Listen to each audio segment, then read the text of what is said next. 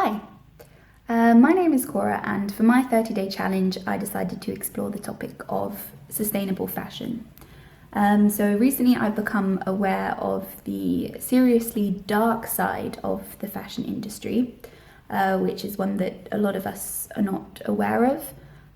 So even though the clothes that we tend to buy are very cheap, they really do come at a price.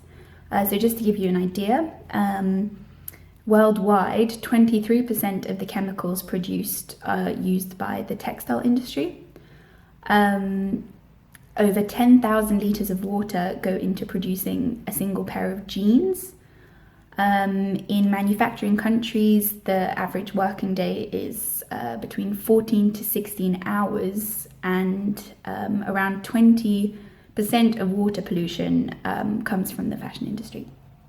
So as you can see, the industry really is tied up in a whole range of global challenges, from global warming, ecosystem destruction, deforestation, all the way to poverty and racism.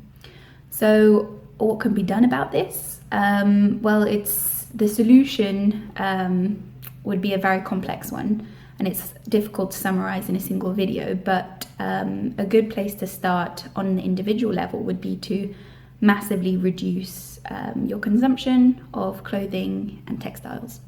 So for the past year or so, I've already managed to almost completely stop buying new clothes. So I thought that would be a bit too easy a challenge. So what I decided to do instead was to explore fashion without buying anything new. So to see how I could maybe update my wardrobe a little bit without buying anything new. So without further ado, here is what I got up to. So over the course of this video, I'll be referring to this handy sustainable checklist, starting off with repair. So I'm going to be repairing some of my clothes, starting off with this top from Vero Moda, which, as you can see, is coming apart at the seams. So unfortunately, I never really learned to sew growing up. So for this part, I referred to trusty YouTube and a tutorial on how to repair seams. It was pretty hard to pick up, in my opinion, but in the end, I more or less succeeded in repairing the t-shirt. So that definitely meant that item number 2 went a lot easier. Here is this dress, which once again has got some seam damage.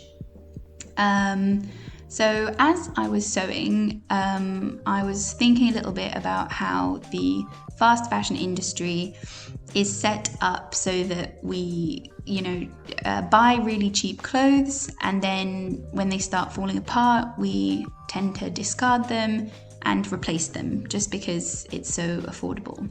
And it made me realize that just by repairing, you can make your clothes last a lot longer and therefore buy less.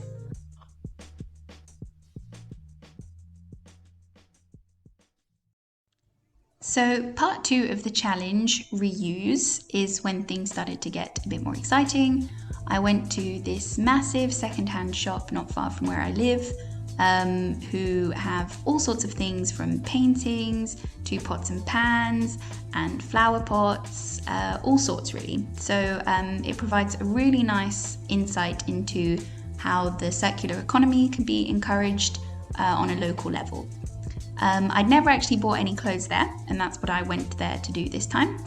And they're really affordable clothes, and my goal was to try to find some nice timeless pieces to add to my wardrobe, and here is what I came up with.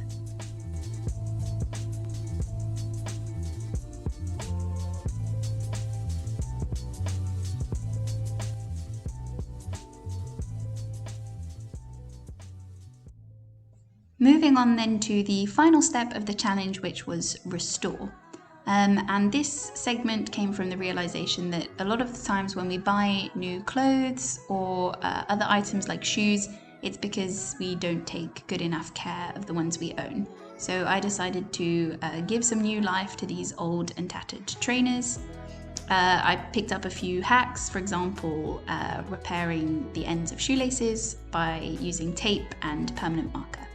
So all in all, this was really good exercise in just realizing that you can always, give second life to old items, which means that you have to buy less.